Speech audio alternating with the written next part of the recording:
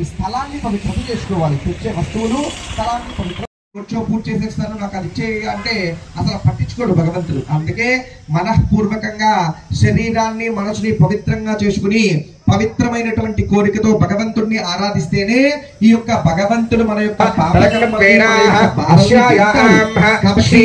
ఆత్మ పవిత్రత, స్థల పవిత్రత, వస్తు పవిత్రత కోసంగా పుణ్యాహవాచనాన్ని చేస్తాం. తదుపరి కళ్యాణ ఘట్టంలో కంకణాలని కట్టడం జరుగుతుంది.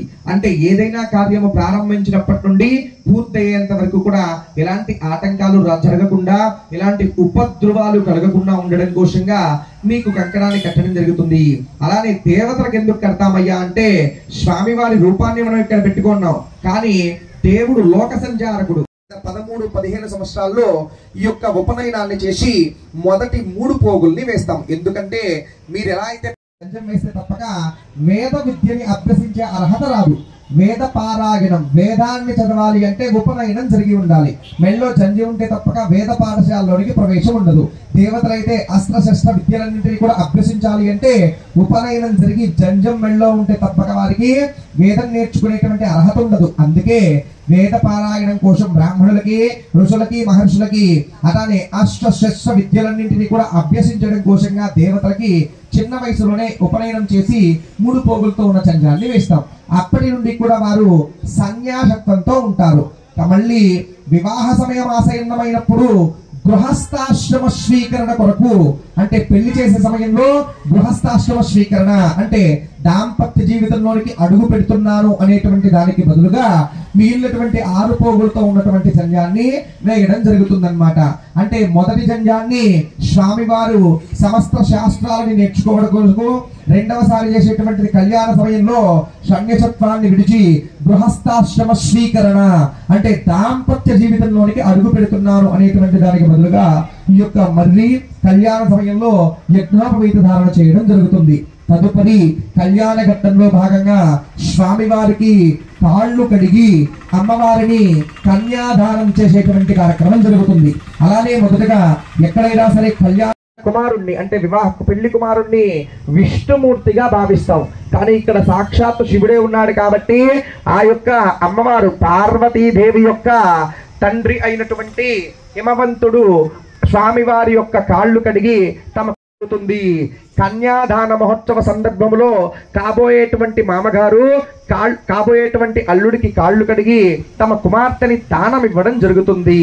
అదే దీన్ని కన్యాదానము అంటే ఈ కన్యాదానం గురించి ఒక 2 మాటలు చెప్తానండి. కన్యాదానం చాలా గొప్పగా చెప్పుకుంటూ ఉన్నాయి మనకి శాస్త్రంలో. ఎందుకయ్యా అంటే సహజంగా చాలా మంది మగ సంతానం లేదని బాధపడుతూ ఉంటారండి. ఎందుకంటే నాకు అందరూ కూడా ఆడపిల్లలే పుట్టారు, మగ సంతానం పాల్గొని అల్లుడు కాళ్ళు కడిగి తమ కుమార్తెని కన్యని దానం చేస్తారో ఆ క్షణం వరకు, అంటే మీరు పుట్టినప్పటి నుండి కన్యాదానం చేసేంత వరకు కూడా ఆ క్షణం వరకు చేసినటువంటి తెలిసి కానీ తెలియక కానీ చేసినటువంటి పాపకర్మలన్నీ కూడా తొలగిపోతాయి. అలానే మీకు మాత్రమే కాకుండా మీ పూర్వము 6 తరాల వాళ్ళు చేసినటువంటి పాపకర్మలన్నీ కూడా తొలగిపోతాయి. అలానే కన్యాదానం చేయడం వల్ల పున్నామ నరకం అనేటువంటిది ఉండకుండా స్వర్గలోక ప్రాప్తి పొందే కాశీకి వెళ్ళి నమస్కారం చేస్తేనే ఎంతో పుణ్యంగా భావిస్తాం. అదే ఒక కన్యని దానం చేస్తే 1,00,000 సార్లు కాశీకి వెళ్ళి శివుడికి అభిషేకం చేస్తే ఎంత ప్రతిఫలం వస్తుందో ఒక కన్యని దానం చేస్తే అంతే ప్రతిఫలం కలుగుతుంది. అలానే ఎవరైనా ఒక బ్రాహ్మణుడికి మోయనివ్వడం కానీ ఒక పూట భోజనం పెట్టడం కానీ జరుగుంటది కదా, ఒక పూట ఒక బ్రాహ్మణుడికి పెడితేనే ఎంతో పుణ్యంగా భావిస్తాం. అదే ఒక కన్యని దానం చేస్తే 1,00,000 మంది బ్రాహ్మణులకి భోజనం పెట్టినంత ప్రతిఫలం కలుగుతుంది. ఎందుకయ్యా కన్యాదానానికి ఇంత విశేషమయ్యా అంటే మనం కన్యని దానం అనేటువంటిది ఇంటి పేరు వంశం ముందుకు వెళ్ళడానికి ఉపయోగపడేటువంటి ఒకే ఒక అవుతుంది. కానీ ఒక కన్యని దానం చేస్తే మాత్రానికి తరతరాలు వంశం వృద్ధి చెందడానికి ఉపయోగపడుతుంది. అందుకనే శాస్త్రం ఏం చెప్తుందంటే ఎవరైనా సరే తప్పనిసరిగా కన్యాదానంలో పాల్గొనాలి. ఒకవేళ మనకి ఆడ సంతానం లేకపోతే మన బంధువుల్లో కానీ స్నేహితుల్లో కానీ ఎవరికైనా 2 కుమార్తెలుంటే ఒకరి కన్యాదానంలో పాల్గొనవచ్చును. ఒకవేళ అలాంటి అవకాశం కూడా లేదు అంటే సరే అక్కడ ఉభయకర్తగా వ్యవహరించి స్వామివారి యొక్క కళ్యాణంలో పాల్గొని స్వామివారి కళ్యాణంలోనైనా సరే కన్యాదానాన్ని నిర్వహించాలి. అలా కన్యాదానంలో పాల్గొనడం వల్ల పున్నామ నరకం లేకుండా స్వర్గలోక ప్రాప్తి లభిస్తుంది అని చెప్పేసి మనకి శాస్త్రాలన్నీ కూడా చెప్తున్నాయి. ఇంత గొప్పదైనటువంటి విశేషమైనటువంటి కార్యక్రమం కాబట్టి కన్యాదానం అనేటువంటిది చాలా గొప్పగా సంతరించుకుంటూ ఉంది. దీని గురించి మనకి రామాయణంలో 2 పదాలు చెప్పారండి. ఏంటంటే అందరికీ తెలిసిందే, శివుని యొక్క ధనస్సుని విరిచిన తర్వాత రామచంద్రుడు వాడు సీతను వివాహం ఆడడం కోసము మిథిలా నగరంలో ధనస్సు విరిచిన తర్వాత రాముడు వెళ్ళేసి సీతని పెళ్లి చేయాలి. అందుకోసంగా సీతాదేవి తండ్రి అయినటువంటి జనక మహారాజు మిథిలా నగరంలో కళ్యాణ వేదిక ఏర్పాటు చేసి ఉంటాడనమాట. అప్పుడు రాముడు ఊరేగింపుగా ఉత్సవ రూపంలో ఊరేగింపుగా రథంతో వెళ్ళి అన్ని రాజ్యాలు అన్ని వీధులు తిరుగుతూ ఊరేగింపుగా వస్తూ ఉంటాడనమాట. మిథిలా నగరానికి వస్తూ ఉంటాడు, అంటే కాబోయేటువంటి భార్య దగ్గరికి. కానీ ఆ మిథిలా నగరానికి బయట సీతాదేవి తండ్రి అయినటువంటి జనక మహారాజు నిలబడి తన యొక్క అల్లుడి రాక కోసం ఎదురు చూస్తూ ఉంటాడు. ఆ సమయంలో రాముడి యొక్క రథానికి ముందు దశరథుడు నిలబడుకునేసి ఆయన మార్గం చూపిస్తూ మిథిలా నగరానికి తీసుకొస్తాడనమాట. అలా తీసుకురాగానే ఆ మిథిలా నగరానికి దగ్గరికి రాగానే జనక మహారాజు వెళ్ళి దశరథుడికి కాళ్ళకి నమస్కారం చేయబోతాడనమాట. అప్పుడు జనక మహారాజు భుజాలు పట్టుకుని పైకి లేపినటువంటి దశరథుడు చెప్తాడు, ఎందుకయ్యా నా కాళ్ళకి నమస్కారం చేస్తున్నావు అంటే, అప్పుడు జనక మహారాజు చెప్తాడు, అంటే సీతాదేవి తండ్రి చెప్తాడు, అయ్యా దశరథ మహారాజా, అలానే నీ ఐశ్వర్యంతో పోలిస్తే అందులో పావు వంతు కూడా నా ఐశ్వర్యం ఉండదు. అలానే నీ రాజ్య పతులతో కానీ నీ రాజ్యంతో పోలిస్తే నేను చాలా తక్కువ వాడిని, చిన్నవాడిని. అలాంటి నేను నీ కాళ్ళకి నమస్కారం చేస్తే తప్పేంటి అని అడుగుతాడు. అప్పుడు ఎంతో నేను పెద్దవాడిని ఉండొచ్చు, అలానే అబ్బాయికి తండ్రిని ఉండొచ్చు, కానీ అంటే సాక్షాత్ మహావిష్ణు రూపానికే నేను తండ్రిని ఉండొచ్చు, కానీ ఇన్ని ఉన్నప్పటికీ కూడా నువ్వు కన్యని దానం ఇస్తే నేను దానం తీసుకుంటున్నా. అంటే ఇక్కడ నువ్వు ఇచ్చేవాడివి, నేను నీ దగ్గర దానం పొందేవాడివి. కాబట్టి పొందేవాడెప్పుడు కూడా కిందే ఉండాలి, దానం ఇచ్చేవాడెప్పుడు కూడా పైనే ఉండాలి. అంటే ఈ క్షణంలో నువ్వే గొప్పవాడివి, కాబట్టి నువ్వు నా కాళ్ళకి నమస్కరించాల్సిన అవసరం లేదు అని చెప్పి ఆలింగనం చేసుకుంటాడు. అంటే సాక్షాత్తు దేవతలకు సైతం ఉంది. కన్యాదానంలో అమ్మాయి తల్లిదండ్రులే ఒక మెట్టు ఎత్తులోనూ గొప్పగా ఉంటారనమాట. అంత గొప్ప విశేషం ఉంటుంది కన్యాదానంలో. ఇప్పుడు మనము సమయం అవుతుంది కాబట్టి తరువాతగా కళ్యాణంలో ముందుకు వెళ్దాం. ఓం శ్రీ స్వామివారికి కాళ్ళని కడిగి కన్యాదానం జరిగే మహోత్సవం జరుగుతుంది. కావున అందరూ కూడా నమస్కరించుకుంటూ స్వామివారి యొక్క నామస్మరణ రోజు మనం ఇంట్లో మాట్లాడుకుంటూనే ఉంటాం. ఈ ఒక్కరోజైనా సరే దేవుడి నామస్మరణతో కళ్యాణాన్ని పూర్తి చేద్దాం. ఓం తదంగత్వేనా అథో నిర్విఘ్నేన శ్రీ తన్నారుద్ర ప్రచోదయాదు. ఓం శ్రీ పార్వతీ సమేత పరమేశ్వర దేవతాభ్యో నమః. ధ్యాయామి, యం సమర్పయామి, ఆవాహయామి, ఆచరం సమర్పయామి, పాదయోయోః ఆద్యం సమర్పయామి, హస్తయోయోః యం సమర్పయామి, ముఖే శుద్ధ ఆచమనీయం సమర్పయామి, ఔపచారిక స్థానం వస్త్రం గంధ విఘ్నోప విదక్షిణ పుష్పాణి సమర్పయామి. శ్రీ పార్వతీ సమేత పరమేశ్వర దేవతాభ్యో నమః. కళ్యాణ మహోత్సవ అన్యోన్యోగితా ప్రసాద సిద్ధ్యర్థేన హస్తపాదౌ ప్రక్షాళయాః. ఓం నమః శంభవే నమః. నమస్తే అస్తు భగవన్ విశ్వేశ్వరాయ మహాదేవాయ త్ర్యంబకాయ త్రిపురాంతకాయ త్రికాగ్నికాలాయ కాలాగ్నిరుద్రాయ నీలకంఠాయ మృత్యుంజయాయ సర్వేశ్వరాయ సదాశివాయ శ్రీమన్మహ దేవాయ నమః. ఓం నమో భగవతే రుద్రాయ. ఓం నమస్తే రుద్రమన్యవౌదోత ఇషవే నమః. నమస్తే అస్తు ధన్మనే బాహువ్యామృతే నమః. యాతాయ శుభతమార్షివం భగవతే తనః. శివాయ తరవ్యాయాతవతయా రుద్రమృడయాః. యాతే రుద్రస్యవతనో రాఘోరా పాపకాసినీ. తయా సస్తు వాసంతమాయా గిరిచందాభిషాకదే. యామేషం గిరిచంద హస్తే బిభ్రష్టవే శివం గిరిత్రమాఘ్రమాగే ప్రథమా దివ్యాభిషేకో హయేస్కహధర్వం జగత్వత్వాజనయాతు ధాన్యః. అసవ్యయస్వ అరుణవక్త్రసుమంగళః. యాచేమగం రుద్రాభితో దిక్షశ్రితాః. సహస్రాశో వైశాఖం యానమహే మహే. అసవ్యో వనస్పతిరైలగ్రీవా విలోహితః. ఉదైనం గోపాధున్యధన్యధుహర్యాః. ఉదైనం విశ్వభూతాని సదృష్టముడయాదినః. నమో అస్తనైలగ్రీవాయ సహస్రాక్షాయ మేడుషే.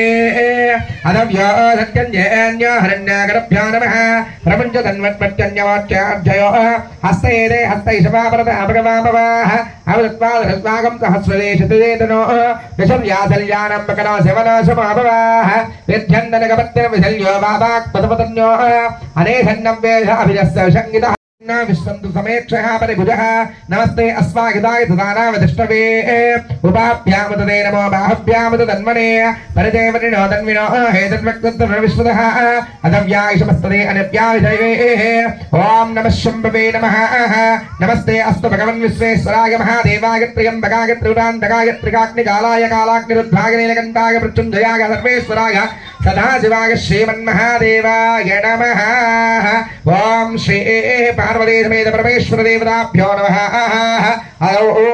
पादौ प्रक्षालयाः तदङ्गत्वेन अस्यायां श्री पार्वती समेत परमेश्वर देवताभ्यो नमः ॐ कन्यादान महोत्सवं च करिष्ये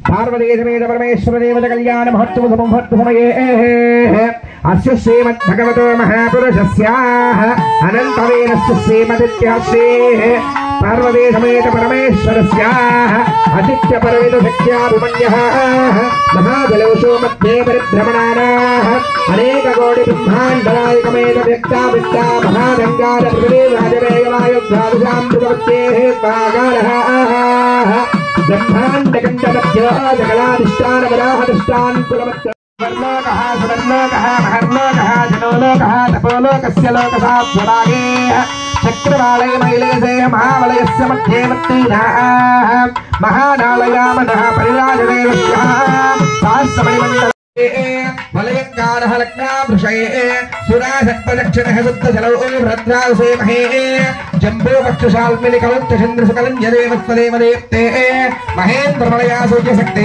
मदद्वाक्षत्तमहादेव सुविदस्य भस्याः वां मत्कुलहिरण्यशृङ्गादिपञ्जाभिवक्ते समत्कृते हिमसंहाङ्कार पञ्चशतकोटि विस्तर्ण भूमण्डल मध्यमेरोर्दक्षिण दिग्पार्श्वे मलयाधुत्तरे कंडकंडुते धंडक चंपक विश्व विशानैमिकी कदलिक बहिरतनहुष गुरुदेवस्य तारकारुण्य देवकारुण्य युवते अंगवंग कलिंग काश्मीर कांदोर सौवीर सौराष्ट्र महाराष्ट्र महावीराद भगतवेरा वितनेपालगेल दोल भूपाल बंगाल गौड़ मयाल सिंह द्राविड कन्नड कलाला मराठ पालन पंडितस्याः दांद्रगुर गुरु गंधर्व विख्यात देहि भैरले लगे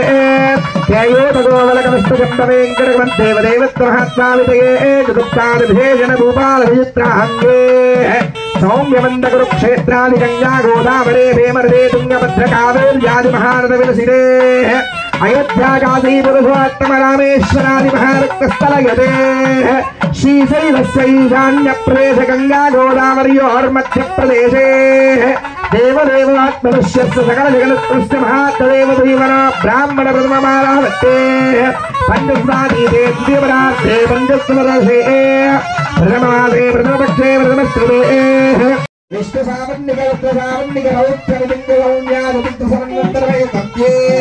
सप्तमेव स्वनमन्वन्तरे अष्टमशङ्करमुखलियुगे मत्स्यकौर्मादिदये दशावतारानमध्यमेनो लोकात्पदे यदुद्धावनहत्ते मध्यतुल्यानन्दवासने पञ्चालीसहस्रादशावर्षे सत्यशेदोवर्तमानस्य व्याहारिक महद्देव प्रथमाय संवत्सरवृष्टिमध्ये ॐ श्री विश्वावसुनाम संवत्सरे उत्तरायणे वसन्त ऋतौ वैशाखमासे शुक्लपक्षे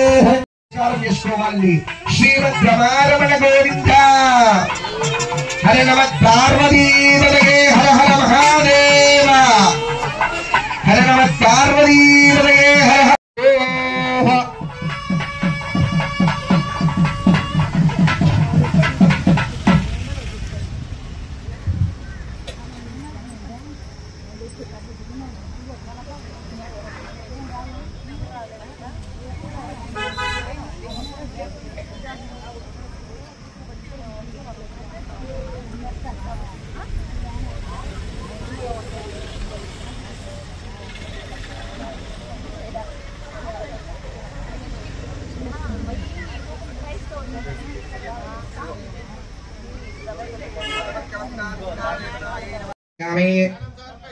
आवाहयामि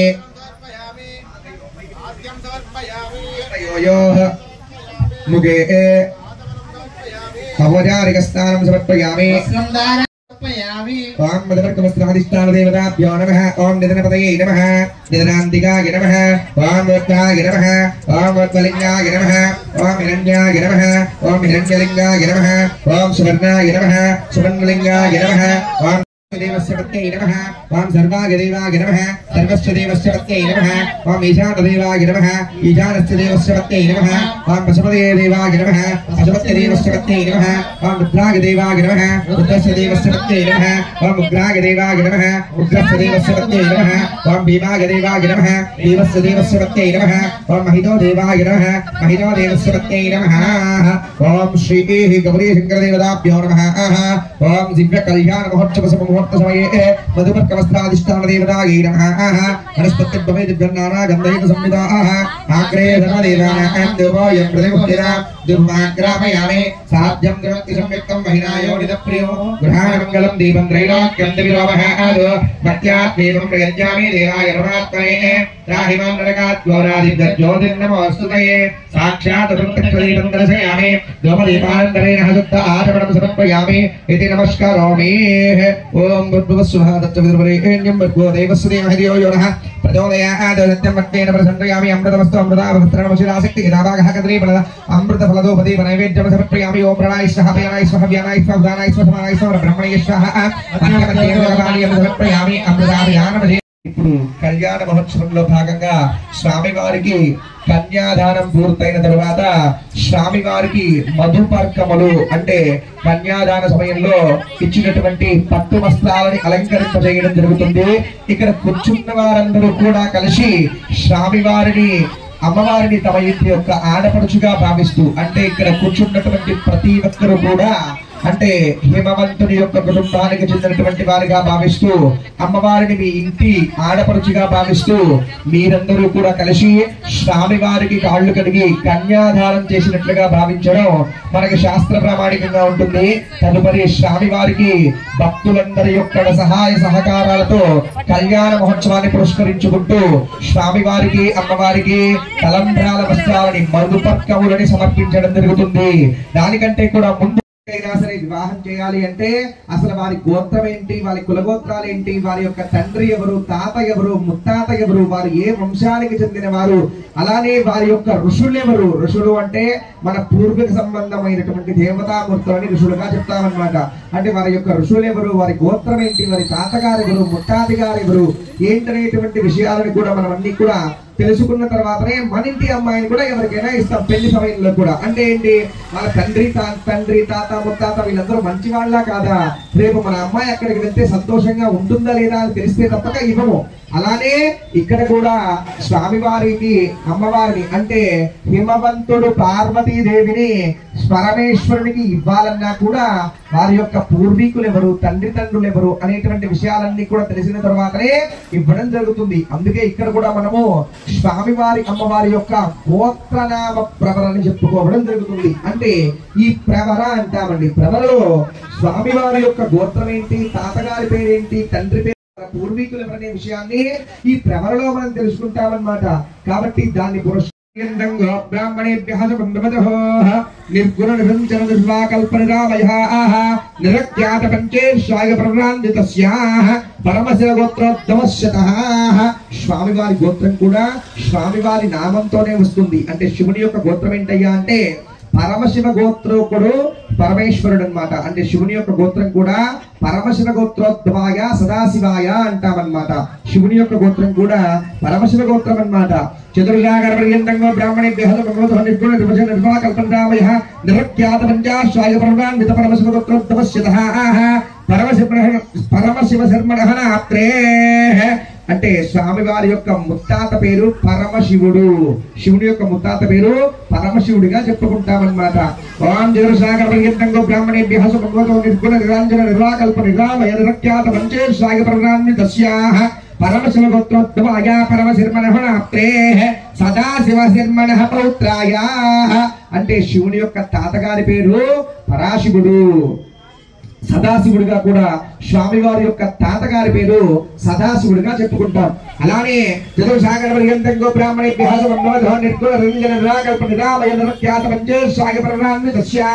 పరమశివగోత్రోద్భవస్యతః పరమశివ శర్మణః రాత్రే సదాశివ శర్మణః పౌత్రాయాః మహానటేశ్వర శర్మణః పుత్రాయాః. శివుడి యొక్క తండ్రి గారి పేరు మహానటేశ్వరాయ. మహానటేశ్వరుని యొక్క కుమారుడిగా మనం ఈ కళ్యాణంలో స్వామివారి యొక్క తండ్రిని మనం చెప్పుకుంటూ ఉన్నామన్నమాట. ఓం శ్రీ చతుర్సాగర పర్యంతం బ్రాహ్మణేభ్యః పరమశివ గోత్రోద్భవాయ శ్రీ సదాశివాయై నమః. ఓం పరమేశ్వర శర్మణేశ్వరాయ. అలాంటి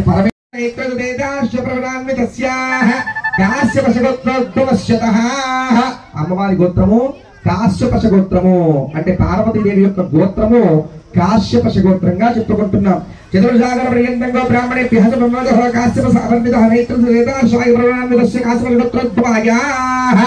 మహామేరో శర్మణః రాత్రే. అంటే అమ్మవారి యొక్క ముత్తాత పేరు మహామేరు శర్మ. అంటే మహామేరు శర్మ అనేటువంటి ఆయన మునిమనవరాలే పార్వతీదేవి. ఓం శ్రీ చతుర్సాగర పర్యంతంగో బ్రాహ్మణేభ్యః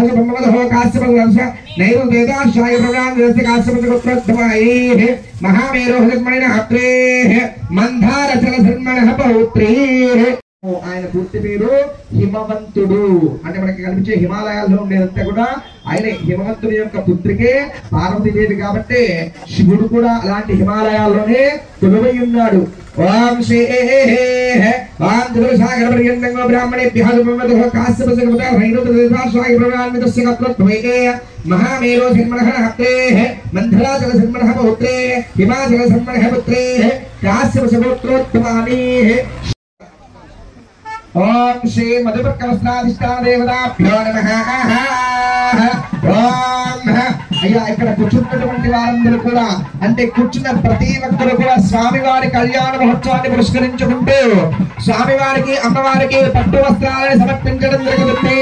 కావున ఈ కళ్యాణంలో పాల్గొన్నటువంటి భక్తులందరి యొక్క మనోవాంఛ అతి త్వరగా నెరవేరుతూ అందరూ కూడా అందరి చేత తాగించరండి. అందరి చేత తాగించరు, కూర్చున్న వారి చేత మాత్రమే. అన్ని అందరి చేత తాగిస్తే 4 అవుతుంది కళ్యాణం ఏంటికి. ధ్రువందే రాజావరుణో ధ్రువందేవా బృహస్పతిః రాష్ట్రం ధారయతాం ధ్రువో మధుపర్కో మధుపర్కో మధుపర్కః.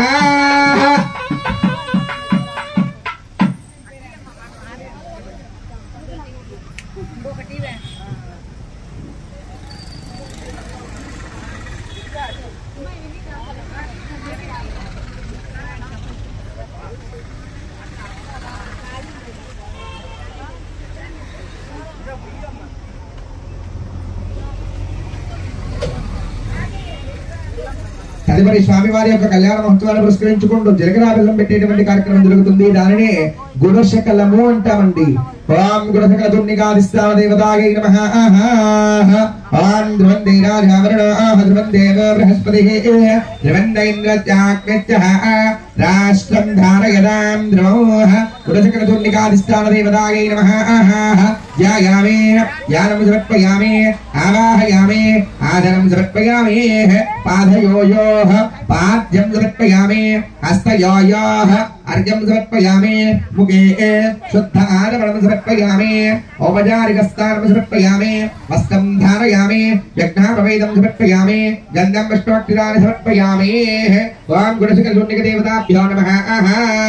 ఓం శ్రీ గుణశకల చూర్ణిక దేవతాయై నమః. ఓం సత్యుష్ట సీతా సహస్రాణాం ద్విజా గురుదేవత్యం సమస్త జగదారః మహామండక కర్మ యజ్ఞ వరాహశేషా పృథివీం బృందరే పావకయమాః నివృతిజాయ కుబేర ఈశాన్యాది అష్టదిగ్బాలకాం ధిలాదిపా హరిహరమరేవ గణారాః.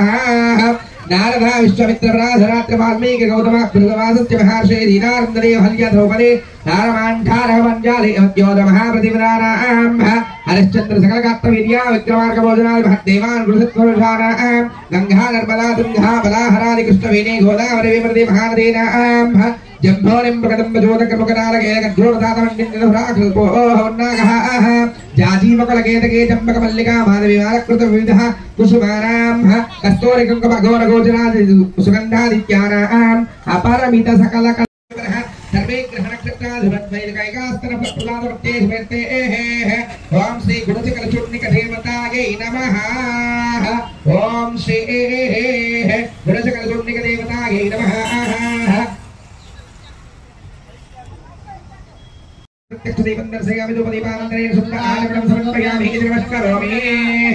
ओम लक्ष्मी परिग्रह कमल भोत्सद्भनारदः पौत्रौ चंद्र विभूषणौ सेनस्य सेनासेनो ब्रह्मांड वरमंडल सुवर्णस्य प्रेमिकश्यपो त्रैलोक्य कुटुंब प्रपोषक कर्मन्तु धामंगलो सावधानाः शुभमुहूर्ते सावधानाः शुलाग्ने ब्रह्मवायुग्रेण देशागरुण देवेन्द्र कामगुरोः सरश्चन्द्रश्च वरुणधरो वृत्तमो वित्तविघ्नेश्वरो वासत्येन प्रभुसुभगायितप्रसन्नमित्रादयाः तस्या परमङ्गलप्रतिदिनं कुर्वन्तु सावधानाः शूलाग्नेः सावधानाः श्रीगौरीशङ्करध्यान सावधानाः विश्वामित्र पराशरवागस्य परस्य क्रतुः श्रीमानत्रवरेतिकौस्तपलवा सर्वलिङ्गस्य महा माण्डव्यो जमदग्न गौतमवरध्वानसपदयाः षष्टिकापरमङ्गलप्रतिदिनं कुर्वन्तु धामङ्गलोः सावधानाः शुभमुहूर्तेः सावधानाः शूलाग्नेः सावधानाः श्रीगौरीशङ्करस्य ध्यान सावधानाः मंधातरशंभरिमौलराजप्रतिमीहयाः श्रीमान् पद्मसुलोनलोदशतो रामयोच्यतेः इक्षाकुतस्य विभूषणस्य वरदोत्सवस्तपदः द्रुमः इत्यदेव भुविजः प्रतिदिनं कुर्वन्तु धामङ्गलोः सावधानाः शुभमुहूर्तेः सावधानाः शूलाग्नेः सावधानाः श्रीगौरीशङ्करस्य ध्यान सावधानाः अश्विनो भदरे चन्दनां कृतपदत्रुतो देवेभ्यः जम्बलिम्बकलम्बजोर्निकवृक्षस्य ये क्रीडिनः सर्वदेवलमित्रश्रुराजिनं भ्राजितं भ्राजिनोः रम्यं चैते सावधानाः शूलाग्नेः सावधानाः श्रीगौरीशङ्करस्य ध्यान सावधानाः गौरश्रीततेश्च कद्रुमिणते ज्योतिष्य पूर्णावदेः सावित्रे च सरस्वते च सुरमे सत्यव्रता वृन्दतेः स्वाहा जम्बवदे च दुर्गुणे दुत्वं सवित्वं शनेः वेलाचम्बरित्सेन जनका कुर्मङ्गलो कङ्कवशं कुर्वन्तु धामङ्गलोः सावधानाः शुभमुहूर्तेः सावधानाः शुभन्देरायावरुणोः ध्रुवन्देव बृहस्पतिः ध्रुवन्त इन्द्रस्याग्निश्चः राष्ट्रं धारयतां ध्रुवोः ध्रुवं ध्रुवेण हविषाः तस्मै ब्रह्मण ब्रह्माराः शूलाग्नेः सावधानाः श्रीगौरी जय बोलो परमेश्वर भगवान की जय बोलो पार्वती देवी की जय बोलो गौरी शंकर भगवान की 2-3 గంటలు పడుతుంది గంటలో అరగంటలో అయ్యేది కాదు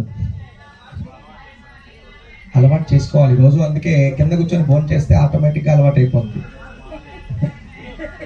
కళ్యాణ సమయంలో సహజంగా ఒక 4 మంత్రాలు ఉంటాయండి అంటే అవి చేసుకోండి మీరు పూజ మీరు కానిచ్చేసేయండి మంగళసూత్రానికి సహజంగా ధర్మేచ అర్థేచ స్థిరేచ కామేచ నాతిచరామి అని చెప్పిస్తారండి ఎందుకయ్యా అంటే ధర్మేచ అంటే ఎప్పుడు కూడా అబద్ధం చెప్పకుండా ధర్మ ప్రామాణికంగానే నడుస్తాను అని చెప్పేసి స్వామివారు ప్రమాణం చేయాలి అలానే స్థిరేచ అంటే ఎప్పుడు కూడా స్థిరత్వంతో ఉంటాను అంటే నిలకడ తత్వంతో స్థిరత్వంతో ఉంటూ చెప్పిన దాని మీద నిలబడతాను అనేటువంటి దానికి ప్రతీకగాను అలానే కామేచ అంటే నాకు ఎప్పుడు కూడా నా భార్య అయినటువంటి నువ్వే అందంగా కనిపిస్తావు అలానే ఈ యొక్క మంత్రాల యొక్క అర్థం ఏంటయ్యా అంటే ధర్మార్థ కామ మోక్షములలో ఎప్పుడు కూడా నిన్ను విడిచిపెట్టకుండా నీతోనే కలిసి ఉంటాను అని చెప్పేసి ప్రమాణం చేయడం జరుగుతుంది.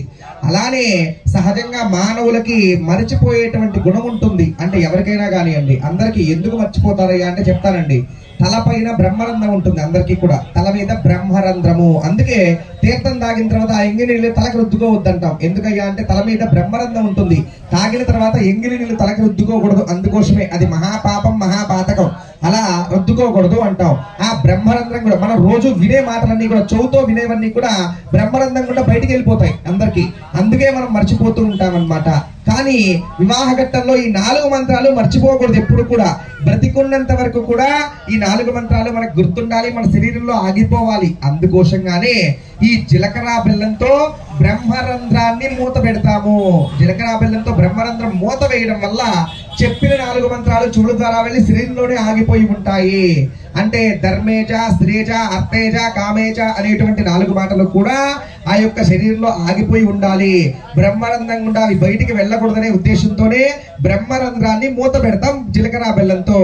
అందులోనూ జీలకర్ర బెల్లాన్ని ఎందుకు పెట్టాలి అంటే ఆ రెండింటినీ కూడా గట్టిగా కలిపి దంచిన తర్వాత పూర్తిగా విడదీయలేమన్నమాట. అంటే ఒకసారి ఆ రెండింటిని కలిపిన తర్వాత జీలకర్రని సపరేట్ గా, బెల్లాన్ని సపరేట్ గా తీయలేమన్నమాట. అంటే విడదీయలేనంతగా కలిసిపోతాయి. అలానే భార్యాభర్తలకు ఇప్పుడు ఇక్కడ చాలా ఒక చిన్న విషయం చెప్తానండి. జీలకర్ర బెల్లం పెట్టేటప్పుడు తెరపత్రం ఉంటుంది, దాన్నే తెరసల్లా అంటాం. అంటే ఏంటంటే పూర్వకాలంలో ఎప్పుడైనా సరే నేరుగా పెళ్లి కుమారుడు అమ్మాయిని కానీ, పెళ్లి కుమార్తె అబ్బాయిని కానీ జీలకర్ర బెల్లం పెట్టినప్పుడే చూసేవాళ్ళు అనమాట. అప్పటి వరకు ఒకరినొకరు చూసేవాళ్ళు కాదు. కాబోయే వారు ఎలా ఉన్నారనేటువంటిది జీలకర్ర బెల్లం పెట్టేంత వరకు కూడా తెలియదు అనమాట పూర్వకాలంలో. ఇప్పుడంటే మనం ప్రీ వెడ్డింగ్ షూట్స్ అని, నిశ్చితార్థం అని, ఉంగరాలని ఏదేదో చేస్తున్నాం. సహజంగా పేట్ల మీద సగం దాదాపు పెళ్లి అయిపోయిన తర్వాతనే చూసేవాళ్ళు అనమాట. అమ్మాయి ఎలా ఉంది, అబ్బాయి ఎలా ఉంది. అప్పటి వరకు కూడా పేట్ల మీదకి వచ్చి ఎదురెదురుగా కూర్చున్నా కూడా ఒకరి మొహం ఒకరికి తెలియదు ఎలా ఉందో కూడా. అలా ఈ మంత్రాలు చెప్పినప్పుడు జీలకర్ర బెల్లం పైన పెట్టినప్పుడు మాత్రమే శుభముహూర్తానికి పెళ్లి అయిపోతుంది. తాలిబొట్టు ఏదో మనం చూపుడుకు వేస్తాం తప్పక పెళ్లి జీలకర్ర బెల్లం పెట్టి మంత్ర ప్రమాణం చేయగానే పెళ్లి అయిపోతుంది అనమాట. అలా వేసినప్పుడు మొదటిసారి తెరపత్రం తీస్తాం, తెరగుడ్డ తీస్తాం.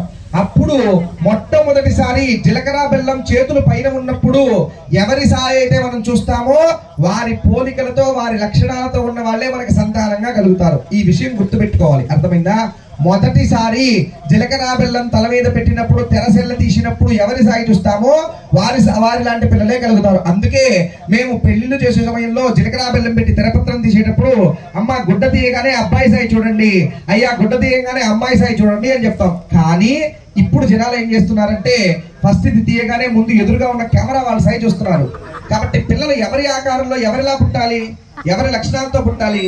కెమెరా వాళ్ళలాగా పుట్టాలనా, చూసే అబ్బాయిలా పుట్టాలనా?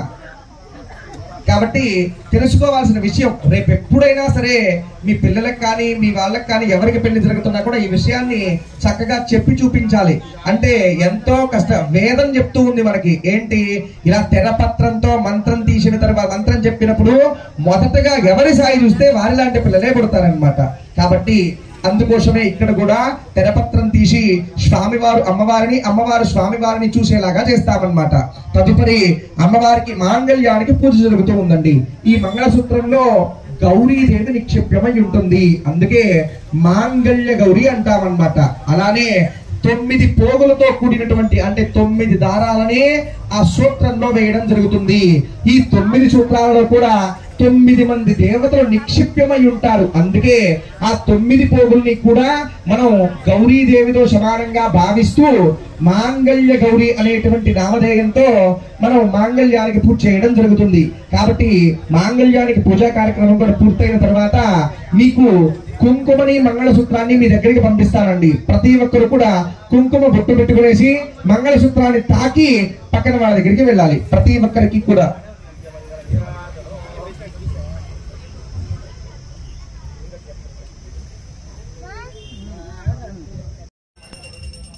ఎన్నో జన్మల పుణ్య ఫలితం ఉంటే తప్పక ఈ జన్మలో కుంకుమ పెట్టుకునేటువంటి అర్హత రాదు.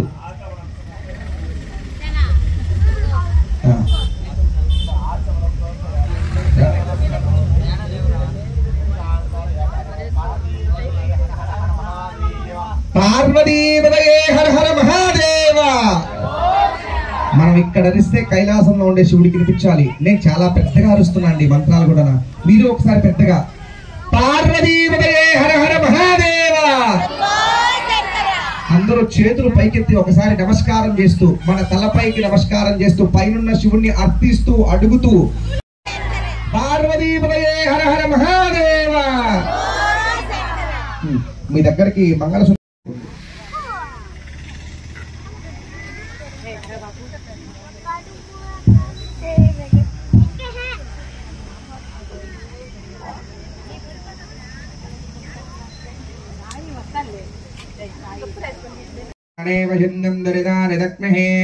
తమగ్నివరణం తపసా జ్వలంతం వైరోజనం కర్మఫలే సృష్టాన్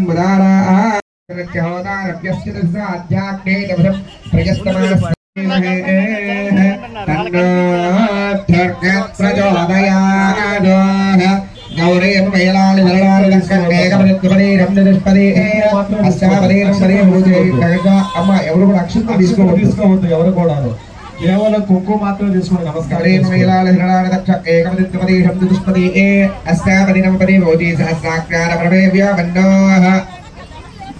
అక్షంతలు తీసుకోవద్దమ్మా, కేవలం కుంకుమ మాత్రమే తీసుకోండి. అక్షంతలు మాత్రం తీసుకోవద్దు. వాళ్ళకి ఇచ్చేసేమ్మా కుంకుమ. మిగతా వాళ్ళు ఎవరైనా ఉంటే మీ దగ్గరికి కుంకుమ వస్తుంది. మిగతా వాళ్ళు ఎవరైనా ఉన్నా కూడా కుంకుమ పెట్టుకునేసేయండి. హర హర మహాదేవ హర హర పార్వతీపతయే హర హర మహాదేవ హర హర మహాదేవ.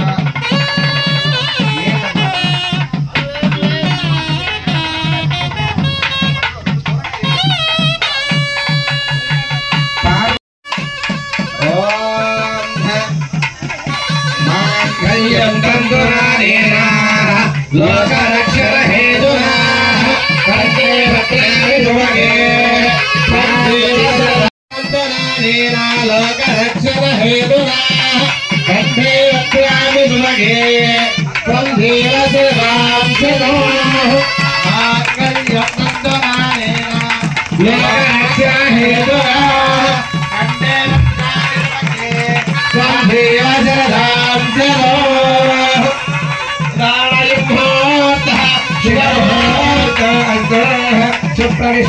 శుభముహూర్తకాలే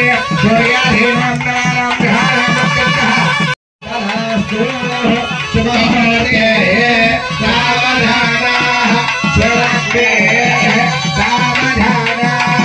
శ్రీ గౌరీ శంకరస్య ధ్యాన సావధాన. ఎవరు కూడా పైకి లేదమ్మా, అలాగే కూర్చోండి. ఎవరు కూడా పైకి లేదు.